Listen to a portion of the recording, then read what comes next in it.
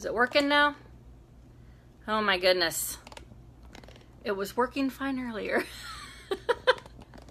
Sorry about that, guys. I apologize. There we go. I think we're working now. Ah! You do one thing different and it changes everything, right? Oh my goodness. Okay. Why is it doing this? Now everything's sideways. Oh my gosh. Hi everybody. I'm so sorry. I'm trying to figure this out here. It told me I could flip it sideways. It was working earlier and now it's not. Okay. Well, I guess we're going to do it this way. Sorry. It is just not working for me. Oh, so frustrating. Hey, Kimmy. Hi, Cheryl Ann. Hi, Kimberly. Hi, Victor. Oh my gosh.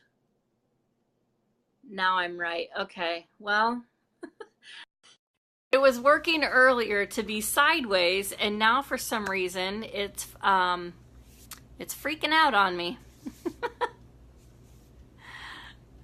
Oh my gosh. Okay. Let's get Anne. I don't know why it's doing this. So frustrating. Okay. You have buffering on in your... Okay. Okay. Hi, Sarah. I hope it's not mine. I'm praying it's not mine. Oh my goodness. I think we're having trouble adding Anne-Marie too. I'm telling you what. You know tonight's conversation is going to be good because why else would we have such issues? Hi. Oh my now God. I have a big problem because I took everything down. So bear with me. Oh, no, it's fine. I couldn't get it to flip. It was the weirdest thing. Hi, Callie. Hi, Marla. Oh my gosh. This is the nuttiest thing. You know this is going to be a good conversation, right? Because we're having technical difficulties. I think this is the first time we've ever had massive difficulty. We've had a little bit of freezing here and there, but nothing like this. Crazy, crazy. Well, I took communion real quick and then I went to drink water and I choked on it. All because I needed to say hello to a friend who just got extremely good news and I could not miss doing that. No, absolutely not. We definitely need to celebrate with her. So. Oh gosh, seriously? What? Saying it's frozen. I rebuke this. Is it frozen for anyone else? Oh, I hope not. Hi, Wendy from California. Welcome. No, not frozen for Kim. Okay. Well, keep us updated if we're having connection issues or anything. Oh my gosh. I'm in and out. Okay. Okay. For Kim. Oh my gosh. This is that irritating little thing that the enemy likes to do, right? That's right. Oh my gosh. Well, you should have seen me choking in my bathroom. Okay. You're right. It is Facebook. I think it is the viewer. Okay. Okay. All right. Well, I'm going to keep pressing forward until it completely freaks out. But I'm just saying that. Oh, good. It's all good for Sarah now. Okay. Okay. Yay. I'm just going to say we're going to keep pressing forward and just pray that we have no more connection issues. That's right. We're going to get going on this thing. We were so excited because we were side by side when we did it in our practice group, and now we're not. But hey, we'll figure it out for next time then.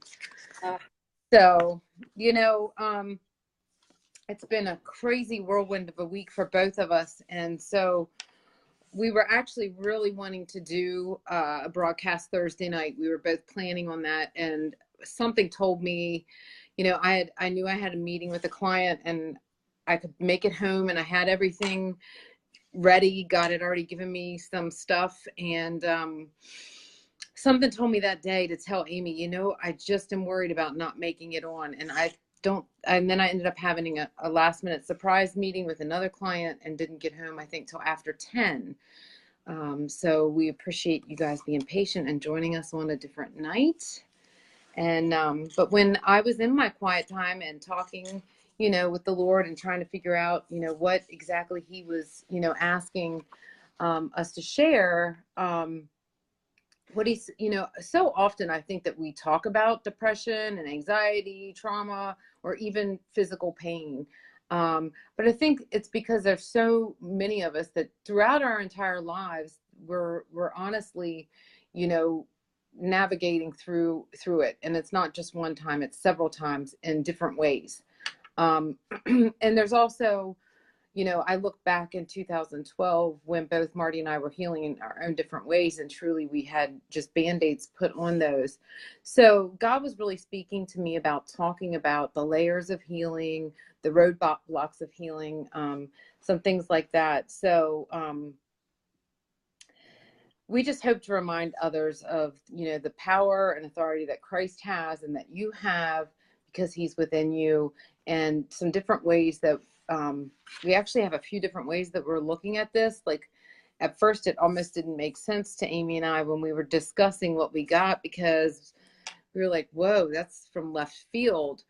So maybe, you know, between us repeating ourselves a few times, it finally made sense as to why we were kind of come from this from two different avenues. But I think what I'm going to do is let Amy start, and then we'll go from there with a word that he gave me, and where my scriptures took us on another course to discuss this. I think where all this actually came from, Amy, was you and I were both talking about layers of healing. I think we brought it up in a previous broadcast. You know, but there was something I was working through. You know, I talked to you about, you weren't associated with the situation, so it was easy for you to be on the outside looking in, but I had apologized that I would bring it up so frequently, but it was something that literally had to work through layers. It wasn't a big deal, but even in the small things, we have to work through the layers of that will make us be able to step forward and not have it be a hindrance to us, not have it hold us back. So that's where we're going with all this. Yeah, and we kind of talked about this before. I really my my quiet time has been at all different types of times with the kids out of school, and so I've been fighting for that. And when I finally sat down, the Lord reminded me of this blog post I'd written. I didn't even realize how long ago it was. It was I think I said 3 years, and about the leper camp. And basically, what he was showing to me back in the Bible days, there was, you know, the lepers camp. So you had the town or the city or whatever, and then the lepers camp was this whole other area where anybody with leprosy, sickness, or whatever that they didn't know or couldn't cure, they get rejected from society and they get thrown into this leper camp. And you know, and there were like laws and all this stuff set up where, you know, they weren't allowed to go into the crowds. They weren't allowed to leave, almost like a, for lack of a better term, like a concentration, you know, like a prison. And so they were basically rejected because of a sickness they didn't for, and put into this place of rejection from everything, and basically just chalked up to, you go there and you die, right? And so he was reminding me of this, and when I wrote this, I was speaking on rejection and accepting those labels or not accepting those labels and so on and so forth, and then he had me just kind of revisit the scripture. And he and it's the one he took me to was Matthew chapter 8. It's a short story, and the revelation that he gave me was about, Jesus was his sermon. This one man, this one leper, left the camp, and what he spoke to me was, one person in this camp caught a vision above his sickness, above the rejection, above those prison walls, so to speak, and he broke the law and he went into the crowd to go meet Jesus. And as he approached Jesus, he said, "Lord, if you're willing, you can make me clean." He didn't say heal me. He said you can make me clean, because leprosy was considered, filth or dirt or whatever.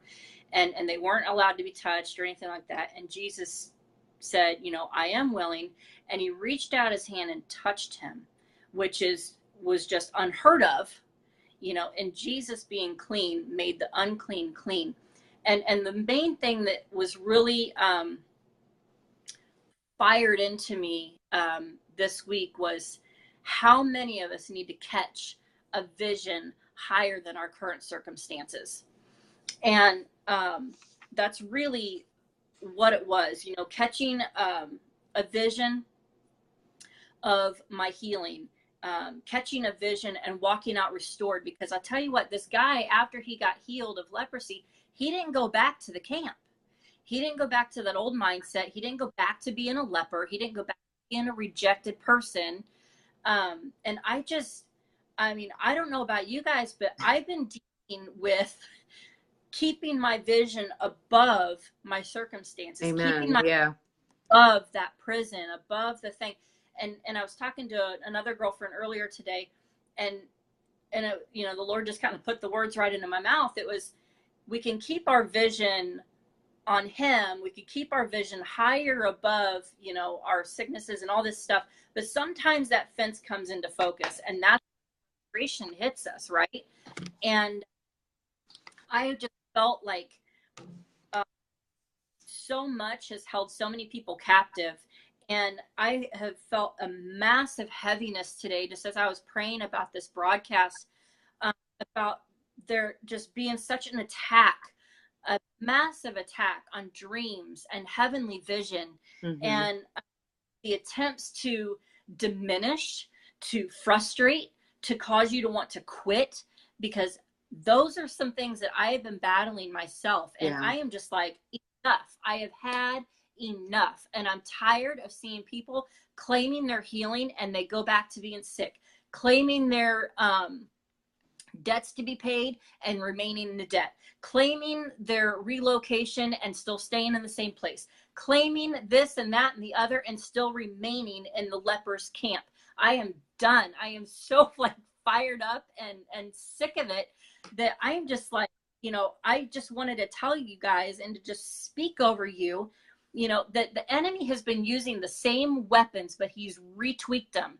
So he's still using the same things. He's still, dragging up those old injuries, dragging up those old mindsets, dragging up those old identities, dragging up old fear, dragging up old guilt, that, self-loathing, self-condemnation, right. All this stuff that you've dealt with before in the past, you conquered it, you walked out of it, and he's now bringing it back up to frustrate you, because you are this close to walking into this healing, walking into this new thing, and all of these promises. And now he's dragging up all this junk to try to get you to refeel, to reconnect with those old things that you've already walked away with. Right. And I just really felt a massive heaviness over a lot of us. Like I said, I've been battling this too. And I am not going to return to the leper's camp. And I don't want any of you guys to either. So that's really, well, got me all fired. No, but I think, what we're talking about too is just the fact that the enemy uses our pain, whether it's something that, we've talked before about physical pain, whether, you're suffering from pain that's induced by a disease, or you're just by an injury, or where I thought that I had an injury. well, I did have an injury, but my pain wasn't from that. It was manifesting, from an attack of the enemy where, he uses the pain, whether it's emotional or physical, to distract us. And, he's either distracting those who have grown in their spiritual capacity, or they've grown into what they're trying to do for him. And he's also distracting those that have yet to step into relationship with him, or haven't stepped yet deeper into relationship with him. So all of this pain, whether, it's like you were talking about, taking you back to these areas of pain. So it's trying to pull you back in to those areas, or whether you're still trying to come out of some of the things that you've suffered from, whether physical or emotional, mental, any of those things, he's just trying to distract us because, both, no matter what he's doing, he's hindering the growth of God's kingdom, because the ripple effect of him distracting us from fully stepping forward or fully healing or any of those things, he's deterring us from speaking of his goodness. At least he thinks he's going to, but he will never stop me from speaking of all the amazing things that he does. I might be sitting here like treading water for the next thing to happen, but I will never stop speaking about the things that he's already done. So the enemy can think that all he wants. I could be literally going under, and I will still wave a flag that says what the Lord has done for me. So whatever, you might as well give up now, enemy. But his hopes are that our message, of restoration or healing or just favor, will never leave our lips and never get spoken to the next person and to the next person, to the next person. And each of those things leads us into, basically his kingdom here on earth and eternity for us with him. Yeah. And he wants us to diminish it. Mm-hmm. He wants us to shrink it down to something that could be said, well, you achieved this. This wasn't a miraculous thing of God. This wasn't a miraculous provision. This wasn't a miraculous healing. You managed to do this by going through this step, and this step. So he's also trying to get us to diminish not just our vision, but our testimony. And I have just felt like such a heaviness and attack on that. And it's like, I just keep saying, no, I will testify of this big thing. I will testify. He did this and this and this. And it was nothing that I could do. It has been out of my hands from day one. It has always been in his hands from day one. And I've just had to walk through this process and this process, but there is nothing that I have done. And so, hi, everybody. Sorry, I'm missing you coming on. I'm all rattled. That's right. And I just felt really like maybe there's someone on here that like you really felt the Lord speaking to you about some things, but you've been diminishing what you've been hearing, and you've allowed timidity and fear to come in. And so you haven't been sharing that. And I just wanted to encourage you to just speak out what he is telling you. It is a little scary at times, I promise, because I've been there and done that. But he is speaking and using the most unlikely people in this hour.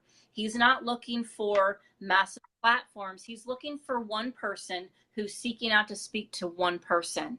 The whole, he left 99 for the one. That is his audience right now. And he's using the most quote unquote unlikely people, those of us that feel the least qualified to do what he's asking us to do. Just give him his yes. I know we've talked about this before, but I just felt like there was someone on here that you've really felt like maybe you should share this scripture and the revelation that the Lord gave you on that scripture, Mm-hmm. but you backed away, that you maybe shied away from sharing that maybe on your social media or with someone that you work with or whatever. I just felt like maybe he's been giving you impressions to share it, and you've been kind of shrinking back and maybe dialing it down, or maybe just holding on to that for yourself, thinking maybe it was just for you. But I think in your spirit that that it was meant for more than just you. And so I just wanted to speak a boldness over you, that no more fear can come in and diminish that message. No more timidity can come in and diminish that message. He gave you a voice, and he's wanting you to use it. That's right. So I just wanted to call that out right there when we were talking about that. I like what Melissa said there, where she said, I'm done with, being timid. She went to her church and gave her testimony, and she's seeing things that she, never imagined. Months back when I decided, if I'm sitting 3 years out from the restoration of my marriage, and decided to share some of the more details that I've been not sharing, because they're not easy to share, because people just don't understand who are looking from the outside in. But through that, and then sharing with my own children, exactly what had taken place, really took the power away from the enemy to use it against me. And so it's kind of like one of those things that it's just given us, more authority over what we're doing. And it's like Melissa said, it's opened up a whole new world as to what God is revealing to me, because I was willing to step out and do that. And now he's showing me things that he necessarily wasn't showing me before. I don't think he was rushing me to do that. I think the timing was perfect. It was 3 years out, and I had literally thought I wouldn't share it till my girls were grown, just because I wouldn't want it to, cause them to make choices in their lives due to what had happened.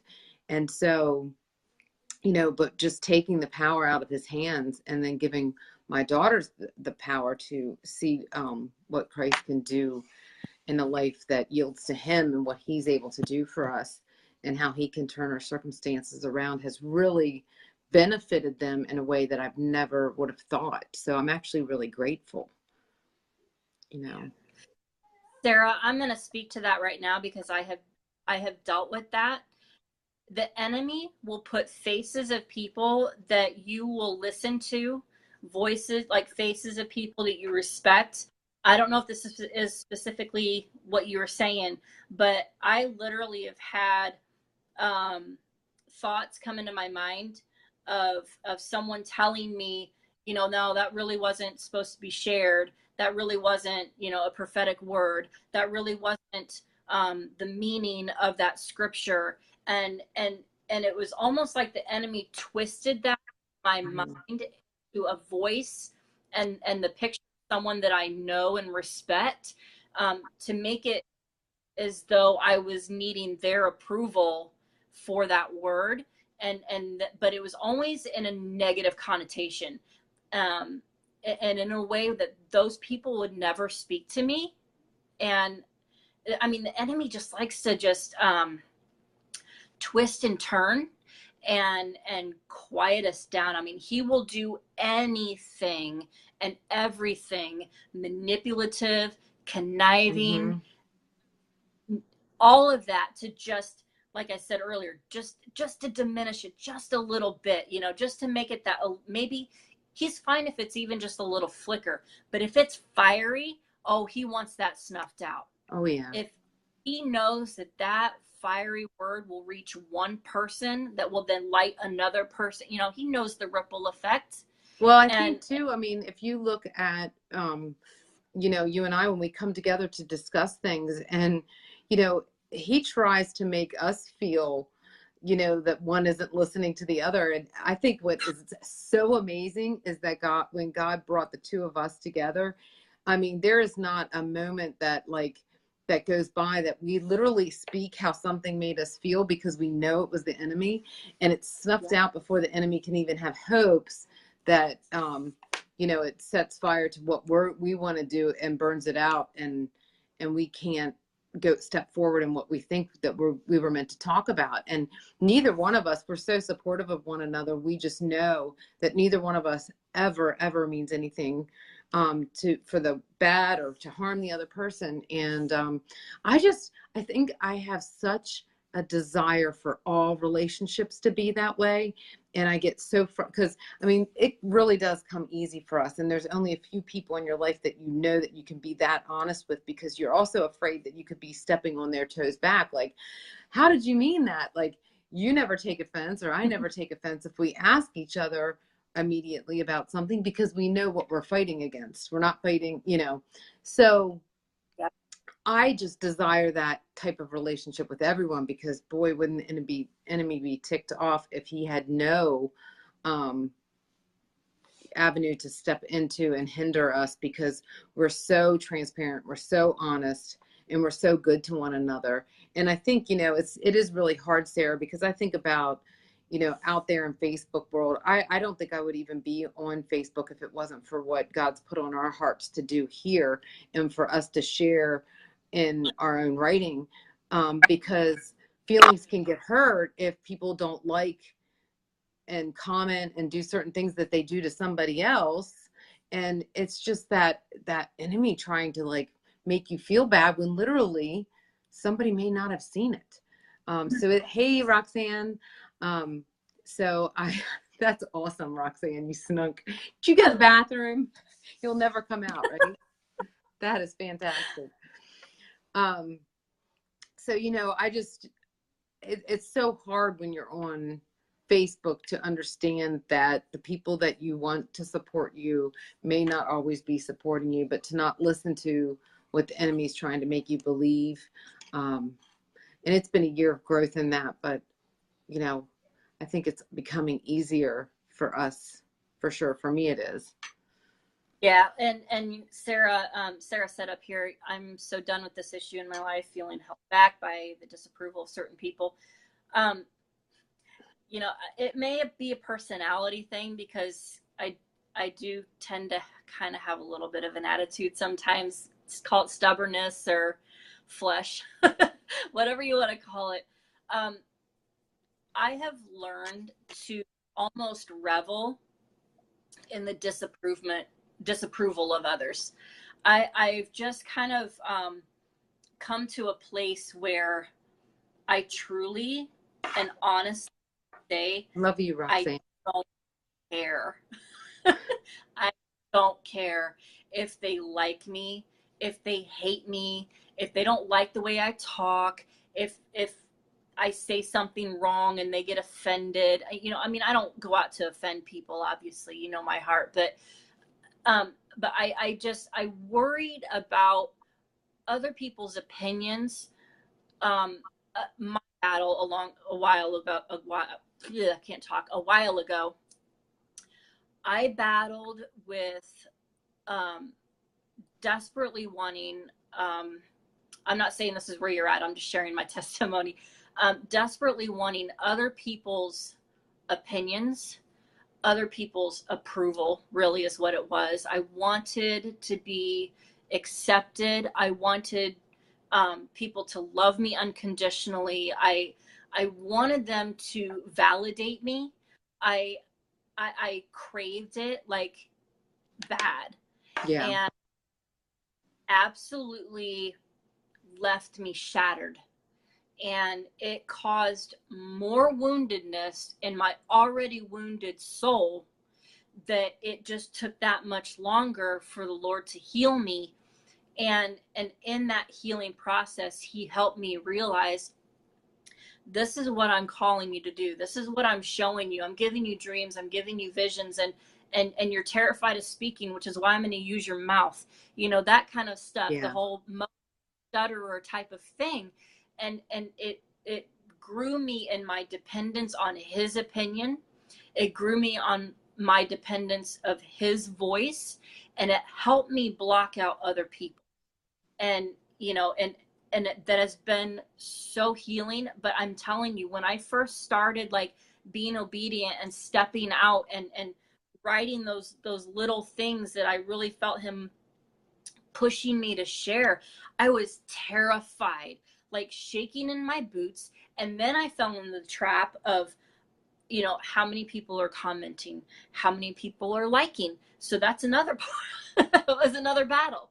That's another layer of healing, of shedding off the concern of other people's opinions. Because what's that saying? If you live for other people's opinions, you'll die too, right? They literally will crucify you as soon as you don't feel their acceptance, as soon as you don't have their validation or approval. And and I got a little bit indifferent for a little while, because that was just part of the healing. That was part of that, because it does kind of come with some bitterness sometimes. And it just, uh, it's a definite process. And I think, Sarah, you've already been stepping out there. You've already been Yeah. sharing with you, Melissa. I know, Melissa, you see yourself as timid, but I don't. I see you as a lion, girlfriend. You just have so much to share, and I understand the timidity. But you ladies, I, there's a lot of you on here that I see that over, but you've got to just continue, even though the fear is coming up against you. You still have to push forward and just know the Lord's telling me to do this. I'm terrified to do this, but I'm going to do it because I'm Yeah. giving him my yes. I'm be obedient. And and what I used to tell myself, okay, I'm going to post this, I'm going to share this, because I'm sure there's one person out there that needs this. And every time I prayed, I'm sure there's one person, there was at least five.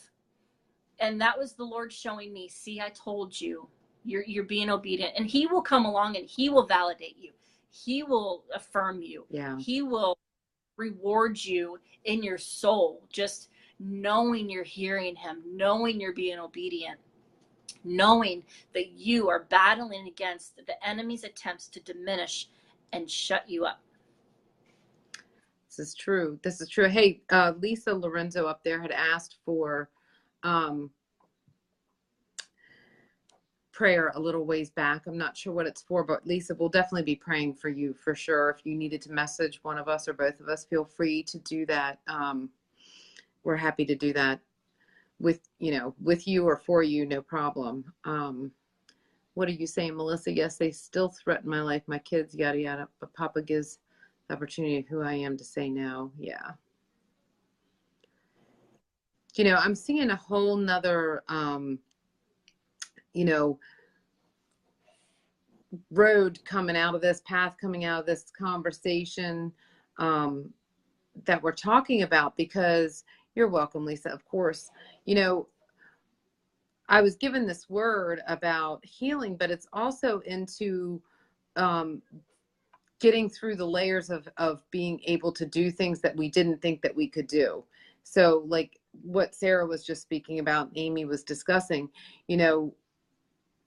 we have to get through the different things that we need to get through as a person to make us capable of doing those things, whether it's healing or whether it's just, understanding what we're capable of, the authority that we have to step forward in his will over us. I mean, I cannot stand public speaking, and I had done something before this that allowed me to kind of test the waters in it. And God showed me, you will be able to do this for me.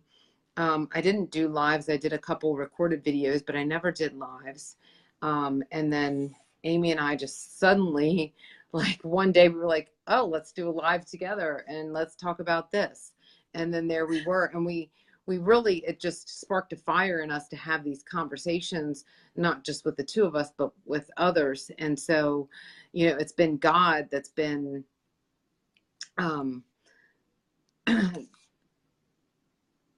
it's been God that's been, kind of pushing us each week to kind of do this. So I didn't know if you wanted to keep going, and then if you had anything else. Were you No, going to I go think, into the stones and those things that we talked about? yeah, we can. I think that would be a good thing to head into. Do you want me to go ahead and start? Yeah, I think that will be. Okay. Okay. So, I had, I know I've shared about, the Lord kind of takes me back to the whole exodus of the Israelites from Egypt to, the desert and all of the things that happened within there. And I had heard two different people talking about the same thing, um, over the last week and a half, 2 weeks, I think. And I'm like, okay, Lord, that's twice that I've heard two completely different people, bringing this up. And I had read about it before, and it just, it kind of stopped me a little bit in the scriptures, and then I just kind of let it go. And so as I listened to the second, message on that, I'm like, all right, Lord, what do you, what are you showing me? What revelation are you trying to reveal to me? And it's like one of those things where I've been battling a lot of distraction. So it's like, I really want my ears and my heart open to what you're trying to tell me. Um, uh, Sorry, I wanted to address Deborah real quick. I wanted to see what she was saying. Yeah. People will always do that, Deborah. You just have to just keep marching forward, honey. Um, People, here's the best way to put it. You have to love them because they're God's kids too. And hurt people will continue to hurt people. Insecure people will continue to push other people down below them to help themselves feel better.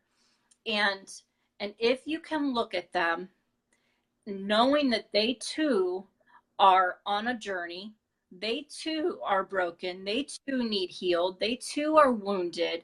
That, sometimes the Lord gives us discernment over our quote unquote enemies so that we know how to pray for them. It's a struggle to do it, but I promise you, when you've done it for one, it comes easier with the next one and the next and the next one, because that's the whole thing. That is our job as the church, individually as the church, to continue to lift others up even though they're trying to push you down.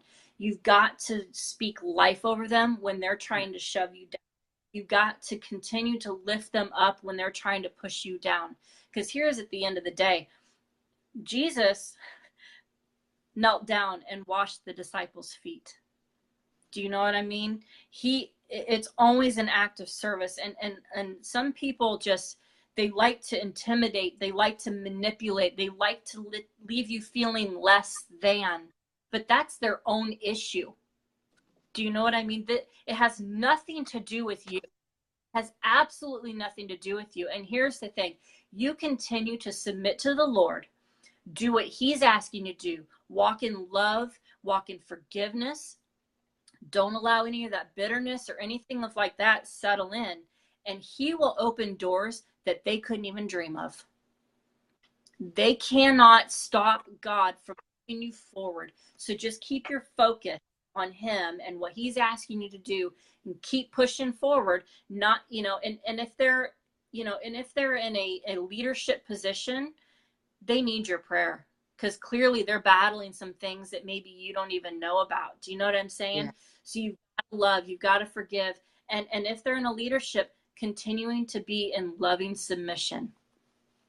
So often I think too that others' reactions to us or non-reactions to us are caused by Yeah. the voices that they're listening to that are causing them to react in that way, Yeah. And so I almost just tend to pray for them rather than sit and, ponder as to why they're reacting or not reacting in certain ways to me that leave me feeling like kind of unsure as to their intentions or anything like that, that typically, like you said, hurt people, but they also, they flounder out there and you just don't really know who they are to you, because sometimes they're very supportive, sometimes they're not. And you almost feel like a yo-yo. I think Real Talk Kim had just posted something about being made to feel like a yo-yo. So you kind of walk in that uncertainty. So rather than just trying to figure out where they are, because we cannot figure out, we don't know what is causing them to react or not react in the way that they're behaving. And so I typically have just begun to pray about them.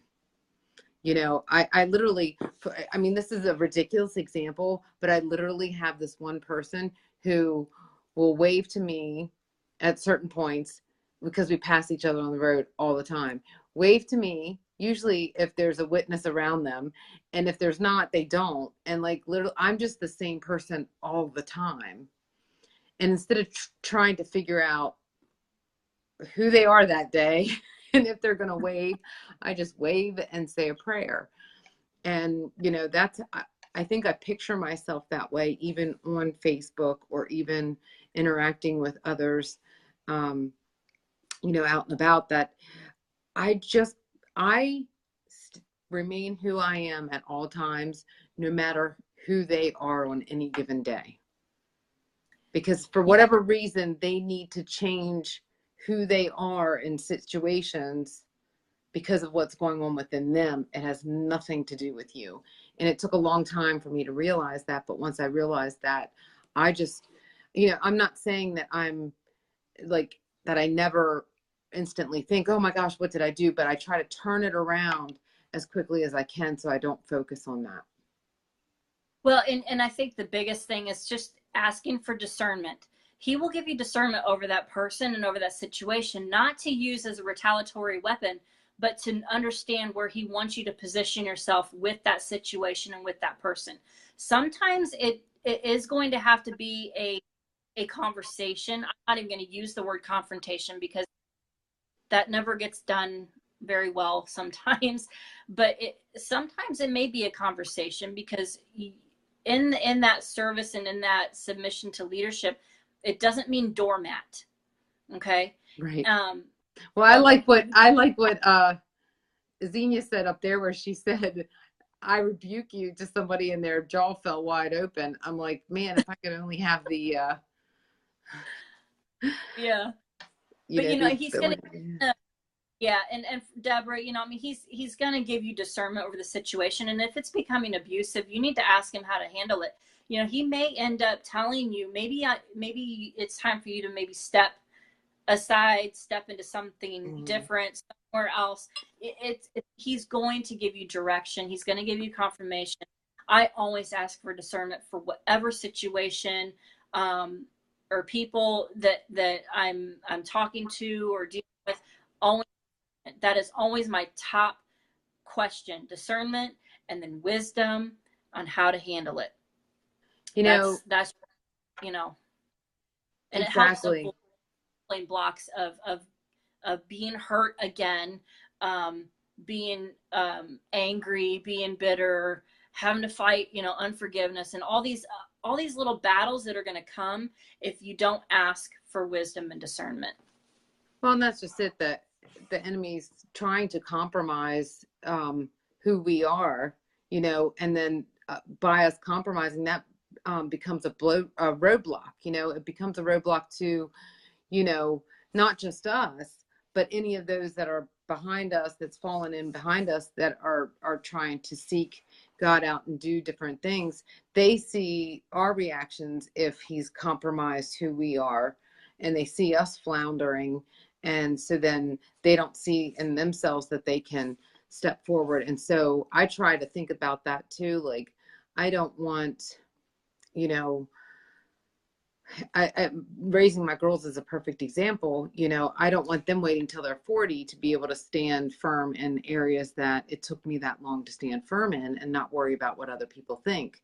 So therefore, I didn't always do what I should have done because I was so worried about other people, that it took me this long to be able to, stand firm in certain areas of my life. And I'm just wanting, so many people right now are like, my kid has to graduate with this award and that award and these classes and that classes in this program, and they need to study till 3 a.m. and they need to get up the next day, and then they have to have jobs and all these things. And you know what? I want my girls to leave my home when they're 18 to go to college or whatever their choice is to do. And I want them to know how to navigate through life, standing firm in what God has asked them to do and be. And if anything else comes in along with that, then I'm happy about it. But I just feel if we're so intent on what they succeed in all of these other areas, then they're going to be out there floundering through life, until they're much older and actually see that they actually have authority in situations that they never knew that they had. Um, Well, all of those things are other people's opinions and validation yeah, of success, exactly. and real success. Exactly. I will always say this, like, I was a pretty good student, but my grades, my grade point average, or what I was in school, didn't, really get me my jobs. It was my experiences, because my experiences showed that I had, worked in that area, and succeeded in that area. And that's and my and it it kind of molded me. The experiences that I had then molded me into who I was. My grades didn't mold me into who I was to make me capable of that job, you know? So, Yeah. whew, All right. what a That was good. conversation. That was a good conversation. That was needed. That was Yeah. definitely needed. Um, Well, I just feel, and maybe this is where I bring in the fact of, part of this word that I've written, and I don't even need to read the whole thing. We've kind of gone off course from some of the notes that we've both taken, but we don't even really care.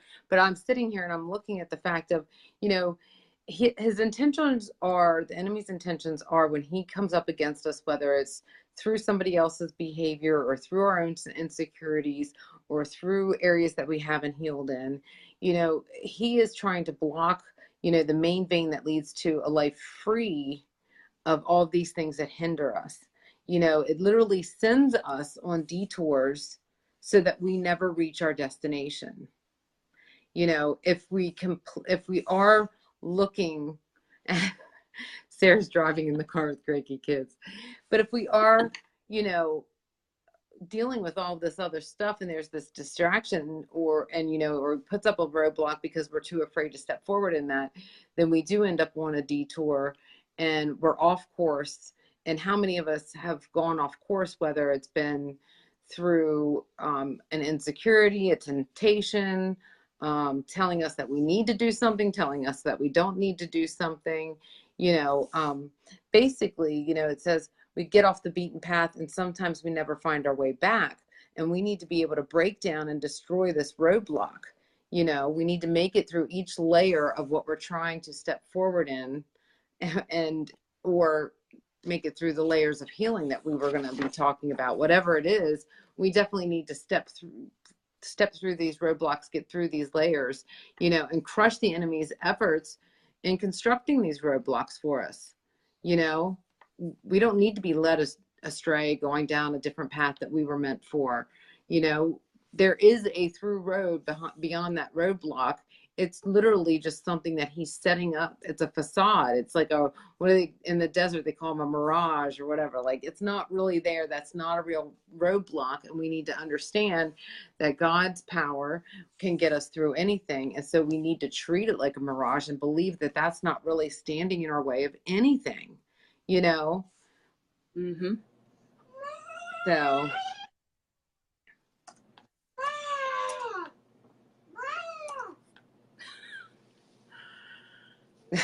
Just that.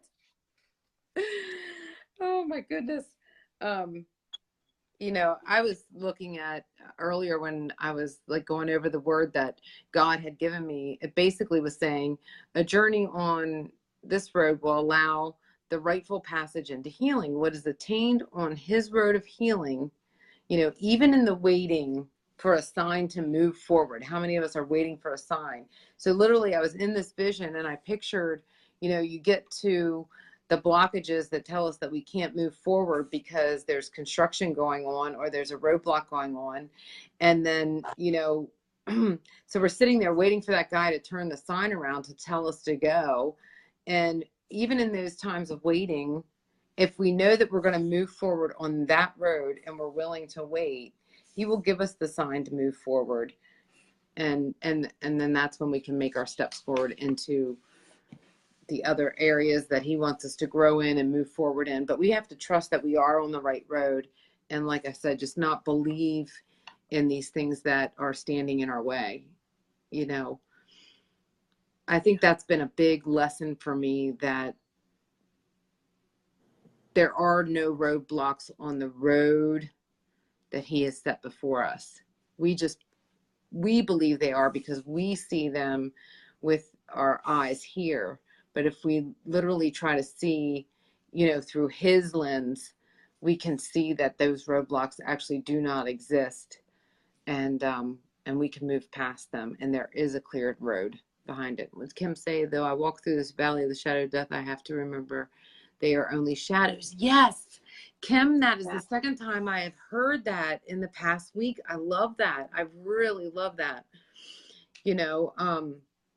And his hand on our lives. I mean, there's a favor there that guides us always in the right direction. We have that when we're listening, he speaks to us and he sends us to where we need to be. you know I always think of, this was something else that I envisioned the other day, that Marty and I have been going, and it just seems like sometimes we do hit roadblocks with what we're trying to do in our lives. And something he spoke to me was, my path leads to rest areas.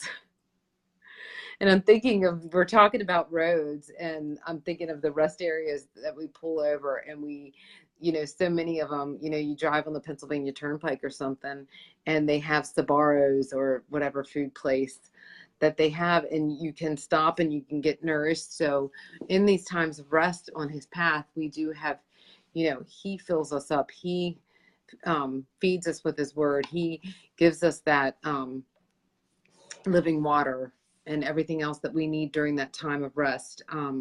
Boy, I didn't even have this. I'm like sitting here looking at my paper. I'm like, I have nothing about that right here, going, how can I tie this into my notes? But it's okay if we don't. That's for another day then. So yes, Yeah. not what I see. Psalm 23. Yeah, that's so good, Deborah. Yeah.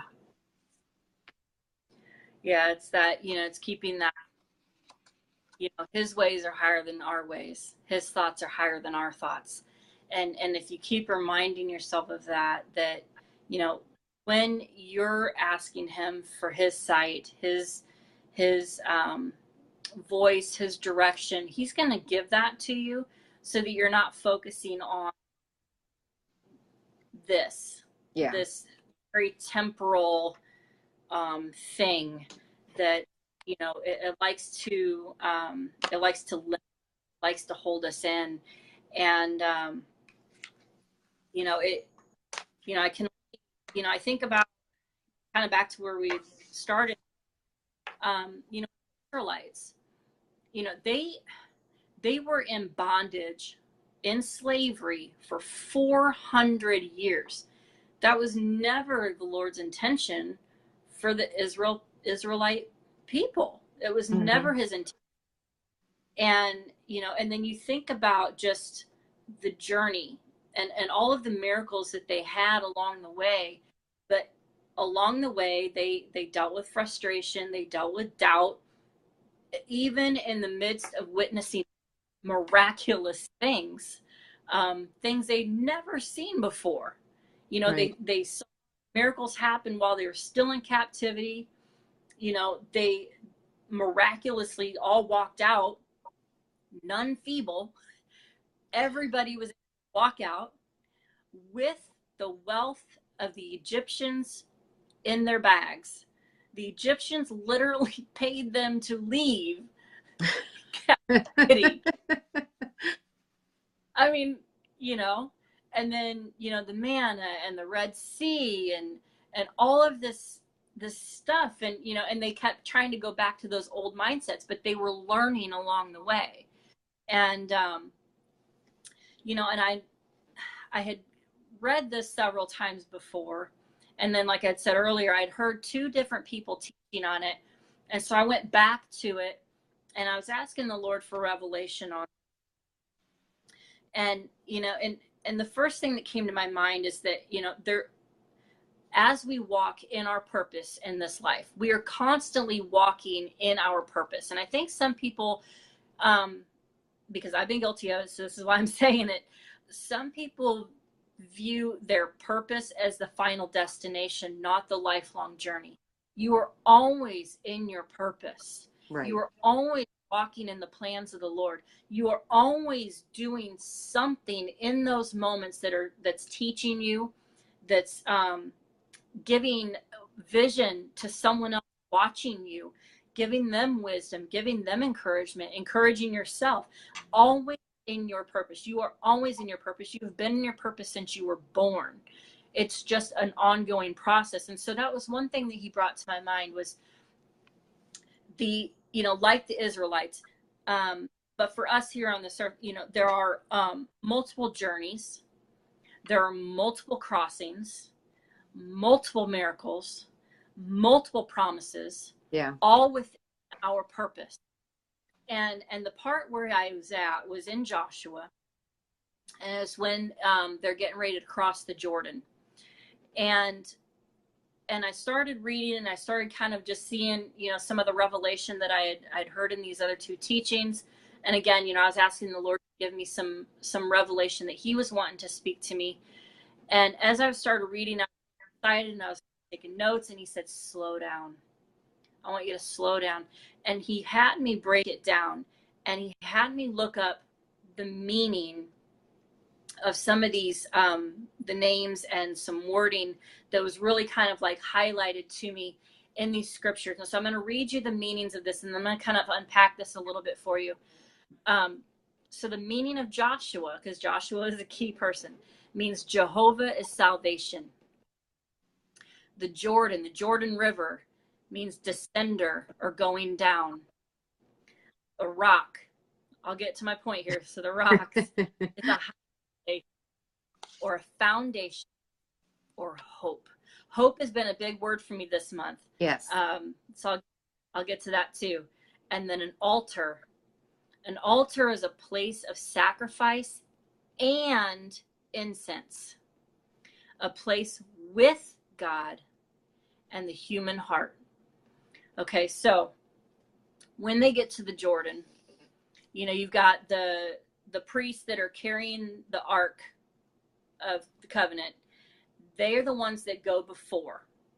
You remember the whole journey for the Israelites, God was going before them in a pillar cloud and fire, and then behind when the enemies were coming. So He's always on before leading. Okay, so then the Ark is going before them, and as soon as the priests with the Ark step foot into the river, that's when the Jordan River separates. Okay, and they stood there with the Ark for everyone to cross over into the promised land. Okay, so then there were some instructions given. The 12 leaders of the 12 tribes of Israel, in the floor of the river, the Jordan River, they were to get a rock. In my translation, it says stone, but this also says then they put the stone on their shoulder. So it was like this giant boulder, right? So guy was like heaving this giant boulder, and they took it to the other side, and they were set up an altar in the promised land. Okay, then the second one, there was 2 altars in that moment. The one that the tribes set up in the promised land, and then the one that Joshua set up right in the spot, the bottom of the river, where the Ark of the Covenant was standing. Mm-hmm.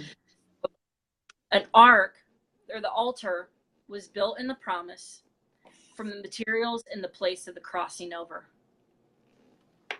That and then when I'm sorry, I'm trying to read my notes here.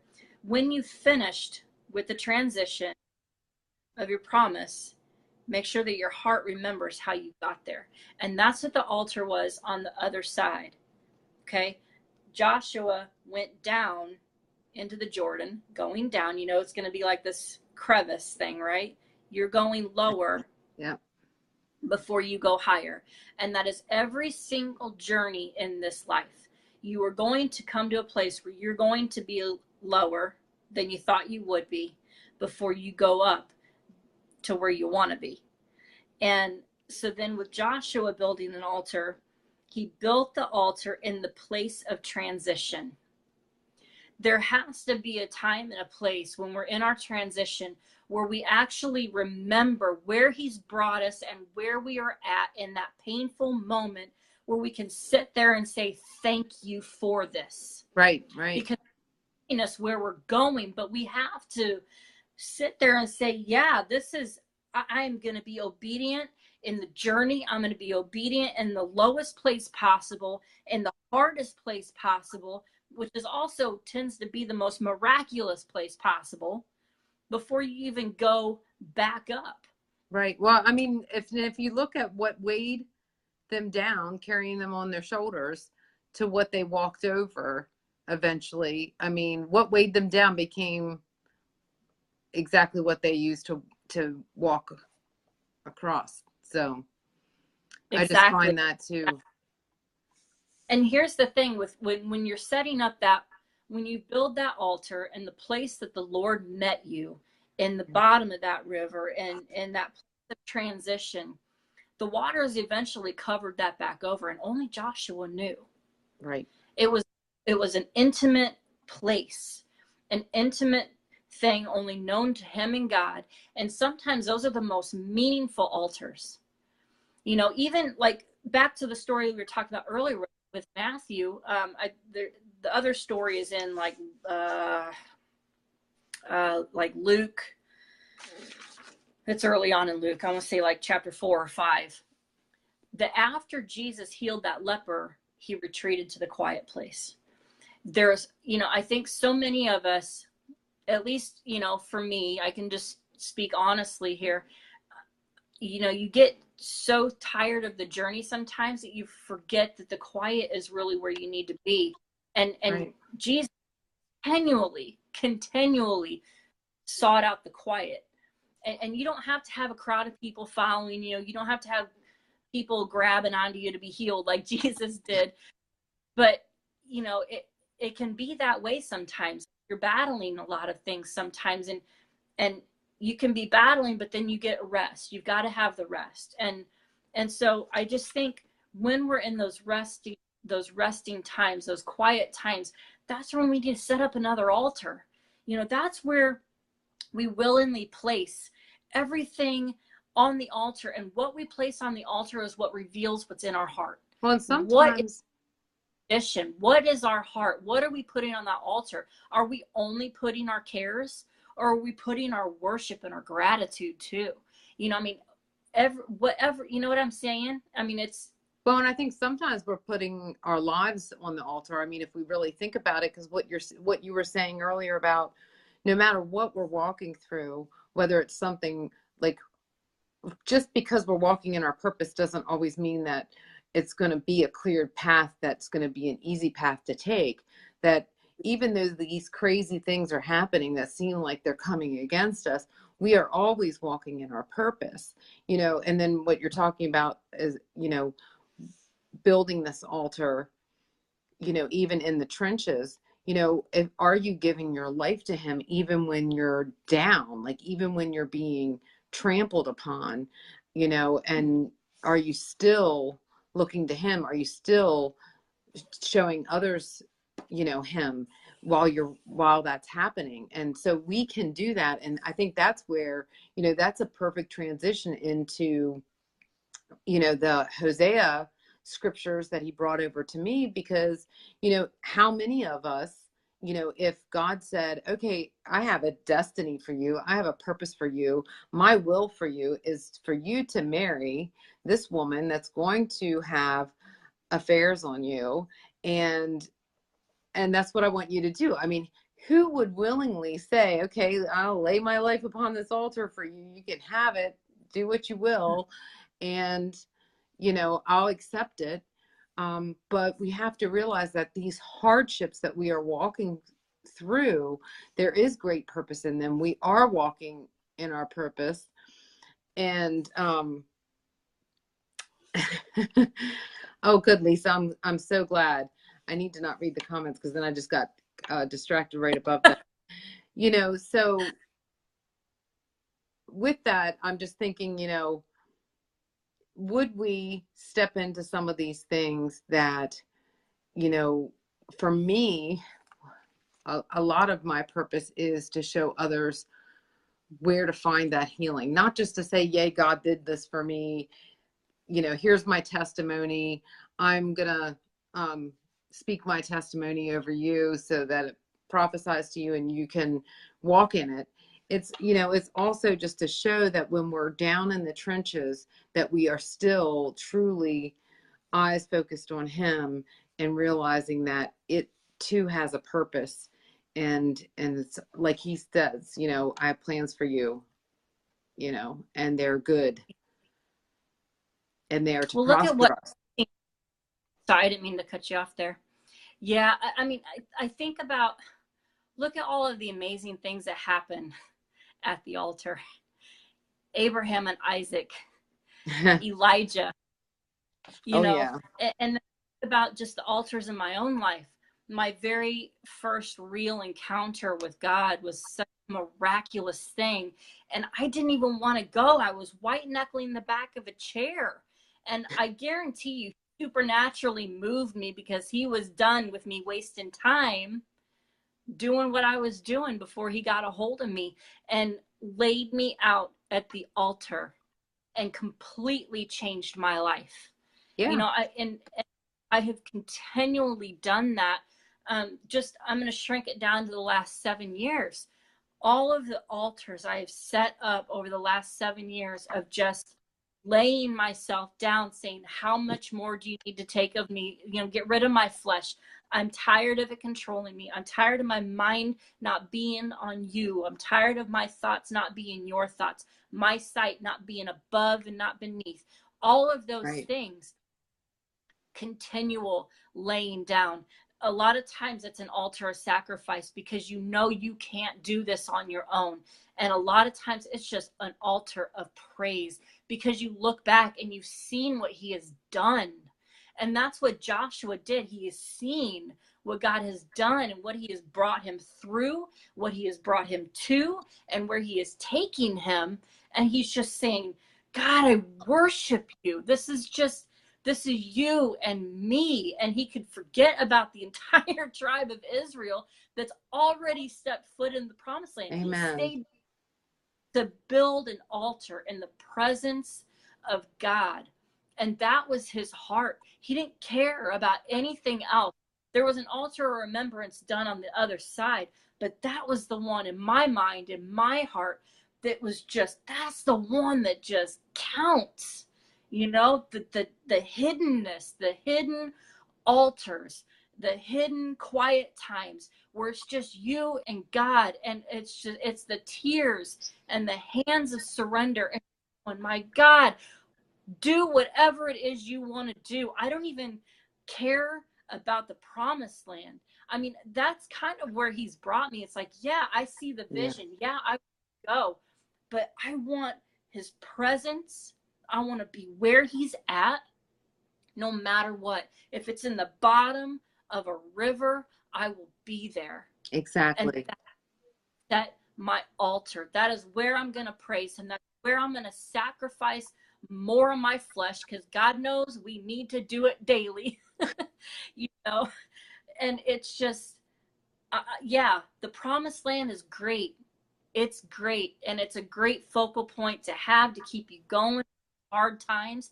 But man, I'm telling you what, even in the hard times, if you're just looking at the presence of God, like I said, in the bottom of that river, going down, descending, being at his feet, breaking yourself apart all over again, like that alabaster box, what a sweet fragrance is going up to him. Remember, the altar is a place of sacrifice and incense. You laying yourself Mm-hmm. out, allowing him to do his job, allowing him to show you all of the things he wants to show you, allowing him to speak his life, his love, his deeper purpose within you. Oh man, what a fragrance that is. Yes. It wrecks me every time. Every But I just like how it's all brought together when we look at these. I mean, this is how far off we both came to this, and we were both like, what? Like for me in my word, and he was talking about the roads and the roadblocks. It's basically in our healing, we often take the more appealing path, the easy path. And I think back to like when Marty was in his depression back in 2012 when we were going to counseling, and basically later we're told, oh, well, you just had a Band-Aid stuck on. Basically it was not true healing. There, you didn't get to the root of anything, you didn't clean it out. So that's why you had to re-walk those areas and get stuck back in, like you were saying, whether we were in the valley or wherever we were. And it's just like you said, even when I was there, even when Hosea was there, we still put our lives on the altar. We still want to be there with him. Nothing surpasses that. nothing surpasses that. So for me, when I was in this vision from my quiet time over this, I just saw that, we would like to take a more appealing path, something that was easier, something that didn't cause us to go down in that valley, because the construction zone is messy. Why go through that? Why have the waiting? Why need to wait to move? All of those things, but it's in the construction zone that we are rebuilt. It's in the construction zone that the road before us is restored, and I just think of when we are there, when we're in that area of the valley of the river before, we're coming back up, like you were saying, you have to be down to come up, and you have to be in those places to realize and appreciate where you are later. And you have to have walked something to be able to be a witness and turn to others and pull them out as well. I mean, you cannot do that without the empathy that you gain from being there yourselves. And I think when we look at Hosea and what he did for God, that he went ahead and he was faithful to God, knowing his wife would be unfaithful. I mean, it just was this whole precedent to a nation that here they were being unfaithful to God, and then later, reconciled and redeemed. So for me, it's just what happens in our small life becomes so much bigger when we think of what it can do for others, outside of that who are watching.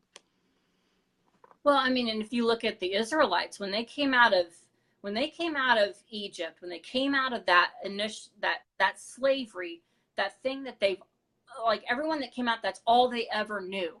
Mm-hmm. They were slaves in their mind. They were slaves in their identity. They were equipped with the wealth of the Egyptians. They were equipped for battle. They had weapons and everything with them. They all had miraculously restored health and strength to walk out. Yes. There was a much shorter route that they could have taken, but they would have hit the Philistines right away. The Lord could have given them a miraculous defeat over the Philistines, but those slaves were not ready to battle. They weren't ready to face those giants. So right. The Lord took a different route, and on that different route, he equipped them. He changed their identity. He changed their mindset. He changed their, it wasn't without hang-ups and stuff like that, but he was able to show them who he really was, that he was their provider. He was their healer. He was the one that they had to rely on to get to where they were going. And, you can't just immediately walk into things because you're not ready for it. Exactly. Sometimes we still have that slave mentality. We still have that I'm not equipped, but they really were. They just didn't know how to use their weapons because they didn't know who they were. They didn't know whose they were. They knew of God, but they didn't know God. Right. So that journey equipped them. It showed them everything that they needed to know. And of course, well, it's a life lesson too, that when we're on the path that he leads us through, that we have his safety and the security of being, under the protection of him, and not, out there kind of floundering on our own, trying to do our own thing, Yeah. And that's where we're purposed, Exactly. Now that could just go on back to the whole fire conversation. I just had a flash of that come across my mind. Yep. Yeah. Well, and after you're able to figure it all out, and I don't, I mean, it's all, kind of assumption. But had they taken the easier route, they really wouldn't have learned a lot. They wouldn't have learned a lot about themselves. They wouldn't have learned how to build those altars. I mean, I know that during the journey they were building all their altars, but they eventually learned not to. And And I just think, if we can visualize that the altars are sometimes our places of pain, our places yeah, of torment, our places of whether it's physical illness or depression or anxiety or just being oppressed by others, if we can realize that that can be our altar, and yeah, where we place our lives in his hands, it can really be, what brings us to that place of full healing and beginning to step forward and walk forward. But when we realize we're giving him this gift of ourselves and we're laying it out for him, then there's such a difference, because we have to admit that we are doing this for him. I don't think if anybody else asked me, hey, will you marry so and so, like Hosea married Gomer, because this is going to happen. If you asked me if I would have married my husband knowing that that would happen, I would have said no. But if God asked me to do it, heck yeah, I absolutely would. Whatever you want me to do. And so knowing that, I think when I walked through it, I realized it was purposed for something, and I was willing to lay it down on the altar and allow God to do what he wanted to with it. And if we're more willing to lay it down on the altar and see what he wants to do with it, that's when our lives are changed and we can see the good that will come from it. When we make that sacrifice of saying, it's not my will of what will happen in my life, it's your will here. I'm laying my life upon the altar for you to do with it what you want. yeah, And so for me to look at my life and everything, every single thing, I see great purpose in it, and it's his purpose and it's his will, and he's turned everything for his good. So I can't look back and say, oh, but if that wouldn't have happened. yeah. That's where the enemy likes to trip you up with regret. And you can have remorse over bad choices, because I've had plenty of Oh, that. yeah. Um, but they're hard to allow guilt to come in when you have the gratitude and the sight to see what the Lord has done with those ashes that you've created. And I was going to go somewhere with that, and I just completely.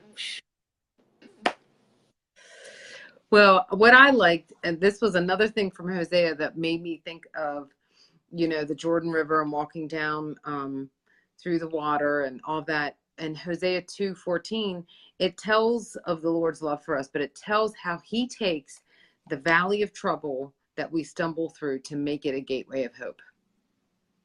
Yeah. Hope. Exactly. So just like you said, you have to go down, you have to walk through that crevice, walk through that valley to get to the other side, to the promised land. We have to walk through the valley of trouble to make it to the gateway of hope. Yeah. And Yeah, I feel like in my entire life, like I'm standing at that gateway of hope every single day. But I like it. I'm glad I have hope. What would we do if we didn't have hope, right? Well, and your sight is set there. Yeah. Sight there. It doesn't matter where your feet, how far your feet are from it, because if your sight is set, he's going to guide your steps. And I just think if you're continually living your life looking at those altars, setting up those altars, whether it's of prayer, whether it's of sacrifice, it's all that fragrance to the Lord. And it's realizing and giving him permission to come in and guide and direct. There's just, like I was saying earlier, there's just so many amazing things that happen at the altar, whether it's at church or, there's a lot I've set up in my own quiet time, what's that song from Elevate? Oh, come to the altar. I love that song. You're asking the wrong person.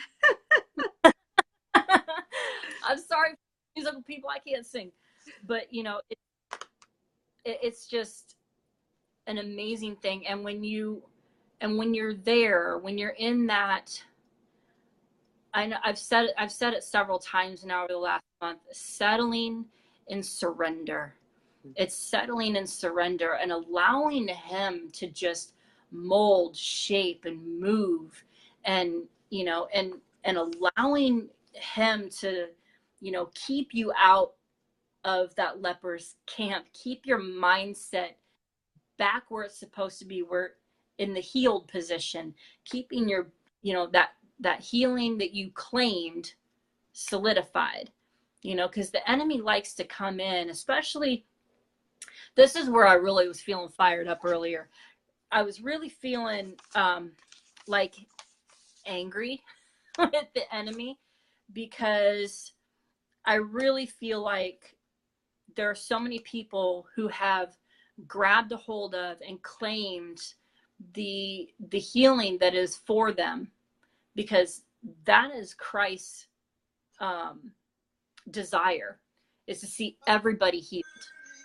And the enemy likes to come in with doubt, with frustration, with to make you feel and think that you weren't healed. So he'll come in and go, oh, nope, your back is still sore.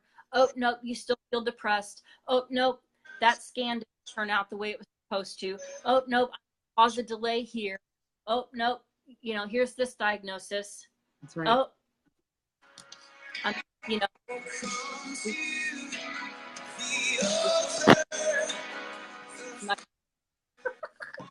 I attempted bad. My voice is all scratchy.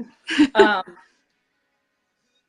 anyway, I just feel like there's such a massive outpouring. We've been under this open heaven for a while now, and I just really felt very, very strongly that there is a massive outpouring of healing over people, over the church on an individual basis, and as a whole. There's so much healing that is happening, because there are so many that are ready to see it happen. They're sick of the status quo. They're sick of the labels. They're sick of the animosity and the gossip and the backbiting and the manipulation and the religious rules, and that's just like stuff, like the little spirits that are pestering in the church, on an individual basis and corporate basis, but also just the emotional healing that is happening on an individual level, and the physical healing. Yeah. I just really feel like that is going to get the world's attention, is the healing. And I am so desperate to see people walk in it like instantly. And I understand that some healings are processes, and I doubted it for a really, really long time. I really battled with my belief on healing. I battled with it because I didn't see it happen the way I wanted to see it happen with my mom. So it was a very hard thing for me to come to grips with. I'm just being raw with you right now. And it was a very hard thing. But now that the Lord has helped me realize his real true desire, I want to see people walk in it. Yeah. I am so sick of hearing about back injuries that have been plaguing people for years. I'm so sick of these diseases plaguing people and zapping the life out of them for years. I am so sick of cancer trying to come in and rip people out of here. I am so done with it. And so I just really felt very, very strongly that a lot of it's definitely fueled by a lot of things. And so that's why I think he's doing a holistic thing. He's healing emotional things that are tied to physical things. And I really just wanted to pray over people for healing.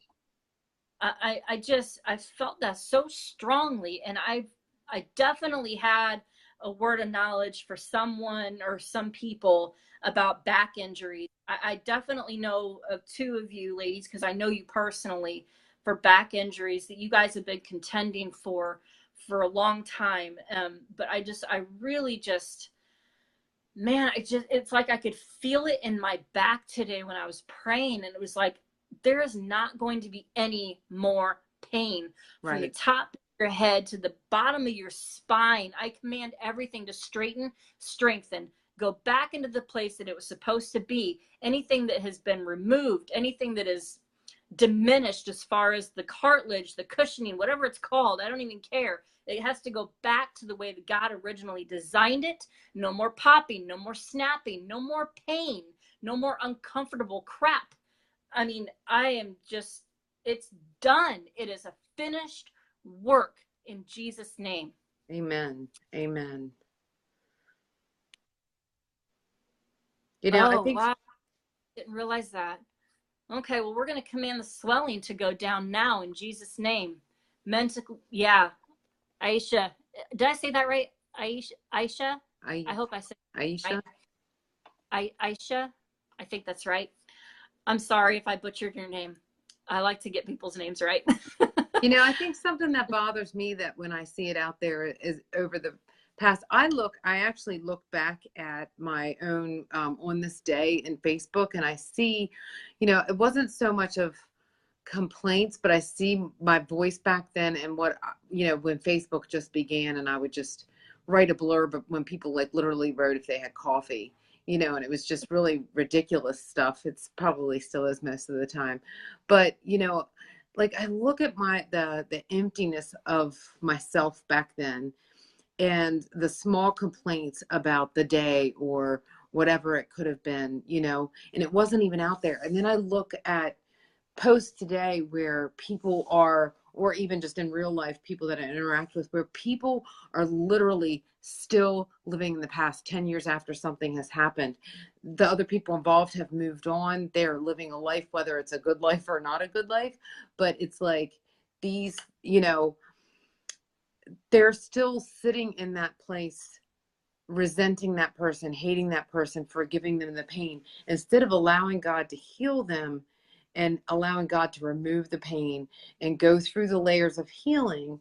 They've decided to take, you know, I think about the easy road that was in my word, that, you know, some of us take an easier road to, you know, numb the pain, like the band-aid that was put on Marty's depression in 2012. Like when I was numbing my own pain, you know, I could have gone even further off course to drink more, just to choose that path, because that would make the pain go away for now, and then I could just move on and live my life and it wouldn't really matter.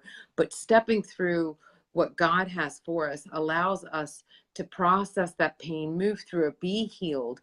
And so I want to speak to all the people, you know, you're talking about a lot of physical pain, but what I'm seeing out there is all the emotional pain and the depression and the anxiety and all of those, Isha, and all of those people that are suffering from that. I mean, we look at this and just in the last week we lost two people due to suicide.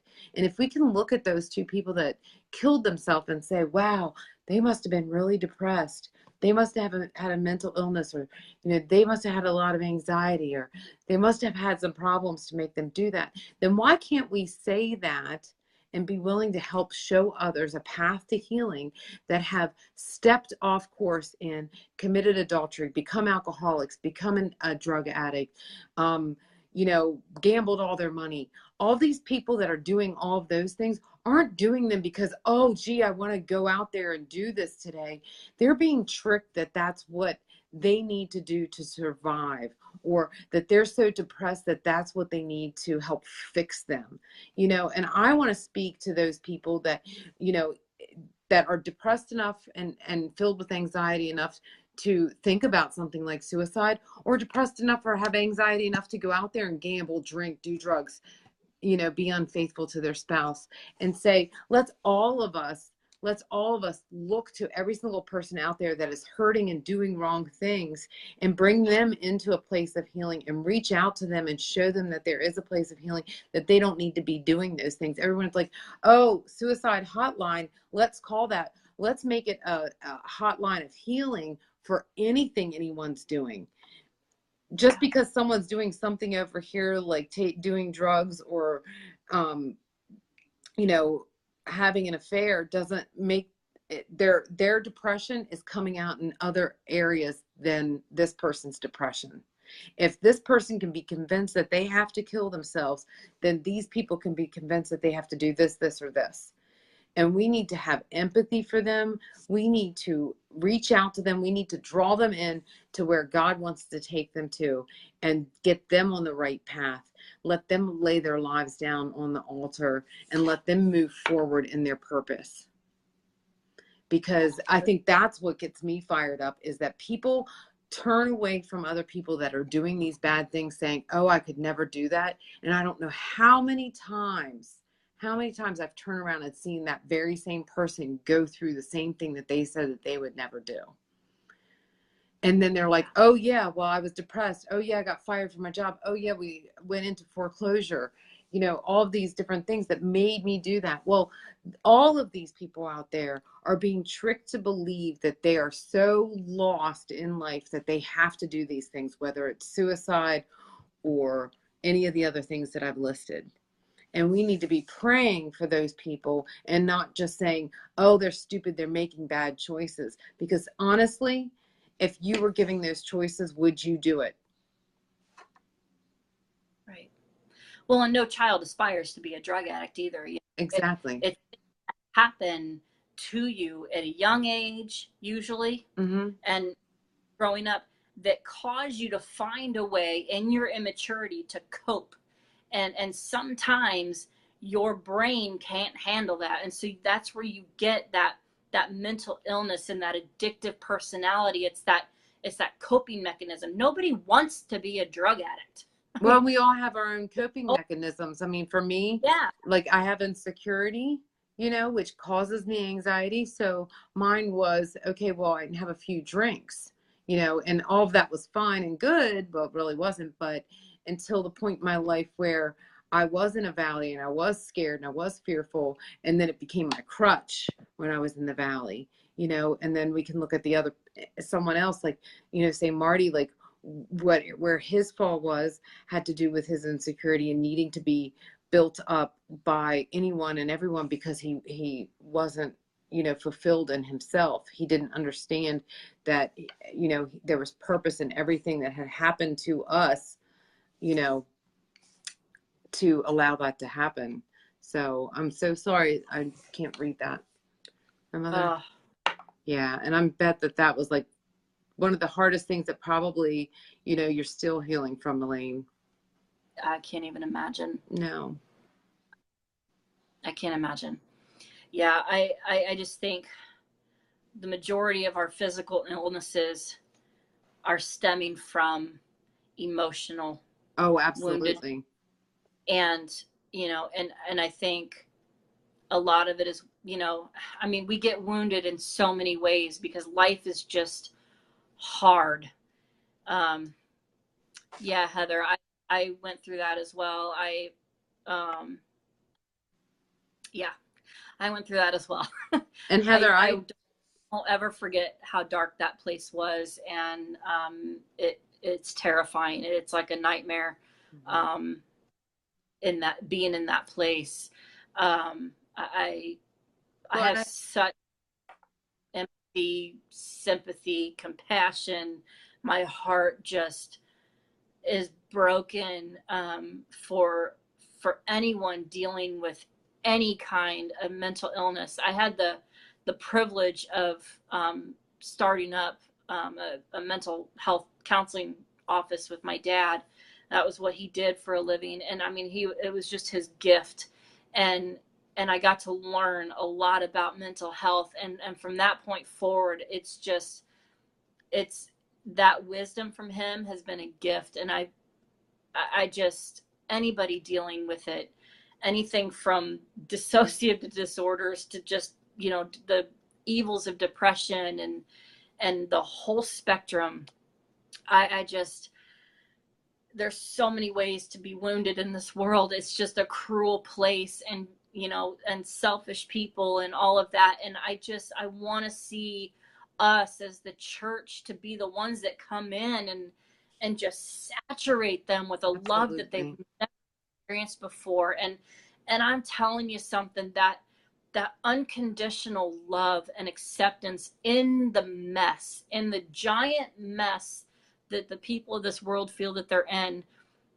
If they can just be accepted how they are, and just loved to who God created them to be, you see so much healing. And so that's what I want to see. I want to see that emotional mending to happen, just letting him just come in and wreck your heart, wreck your, he just mends your mind and your emotions, and like all of the things I battled with, he's changed and he's shifted into something amazing, beautiful.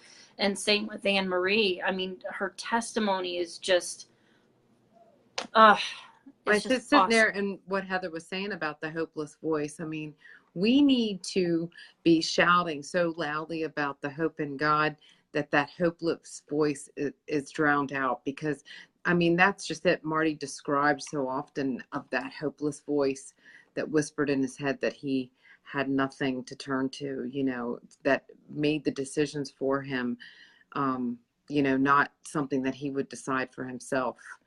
So we need to be drowning out those hopeless voices.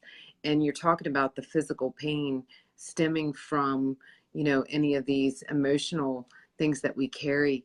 During that time, he lost so much weight because his back hurt so badly from the depression that he was suffering from, that he was thinking, if I lose weight or I do something that will help, and nothing helped, because it literally was the depression that was causing his physical pain. Yeah. And I mean, when you find things out and you have experiences of finding out something horrendous, whether it was seeing my dad's accident or finding out the news about what had happened, I just remember the physical pain that I felt, falling to my knees, both times. And it's literally, you can't imagine feeling that kind of physical pain caused by something that is, you know, caused by something emotional. So, Yeah.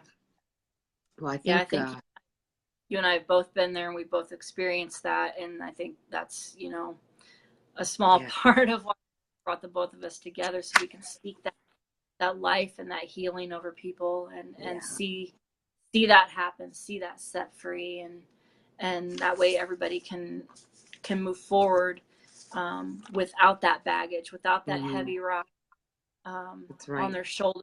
They can set that down, and then that's something that's beautiful that the Lord uses on your continued journey. Amen. Amen. All right. I Time to think, let everybody get back to their Saturday nights. uh, yeah, I think so. And, Yes, beauty like from ashes. yes, absolutely. If you guys do have like, something specific, you can either comment or, Jan Marie and I, and, we can come alongside you, pray with you, um, and help you any way that we possibly can, as you continue to walk forward and go through, your journey that the Lord has you on. Thank you so much for joining us, Yes, and thank we you all. will likely catch you next week. We'll Yes. keep you updated Oh, on dates.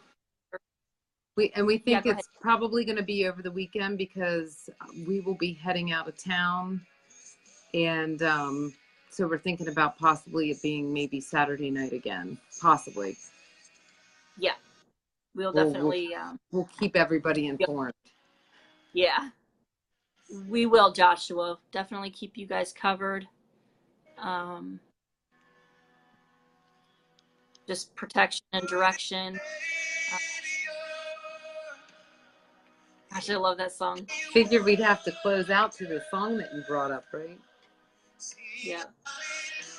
Definitely praying, Wendy.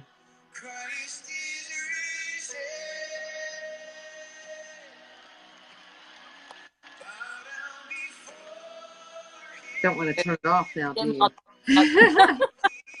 I was like, oh, I love this song. I just added it to All my right. playlist because I'm so bad with songs. I have all these songs on my playlist. I could only tell you maybe two of their titles. But I always love recommendations because it's just then I can type the title in and I'm like, oh yeah, I heard that before. I like this. Now that I've heard it, I know what song we were talking about. So anyway, we love everyone that was on here. We appreciate you. We appreciate those that came back to watch us again later that couldn't make it. Yeah. Love you. If you ever want to check out any of our previous messages, you can go to our website, rawrealministries.com. We take all of our videos and make them into YouTube videos. So we also have a YouTube channel, Raw Real Ministries, but we take them all and we put them all into our website with our written words and also some snippets and things like that that we've had that we've put out there. So we ask you all to feel free to hop on our website sometime. Yeah. And then make sure you click the notifications thing to kick it on. So when we do go live, you guys will get the notification. Can't seem to get the reminder thing figured out on our phones. So yes. Just click the notifications. Yes, please do. All right. All right. Love you guys. Thank you so much for joining, and we will talk with you later. Love you. God bless. Bye.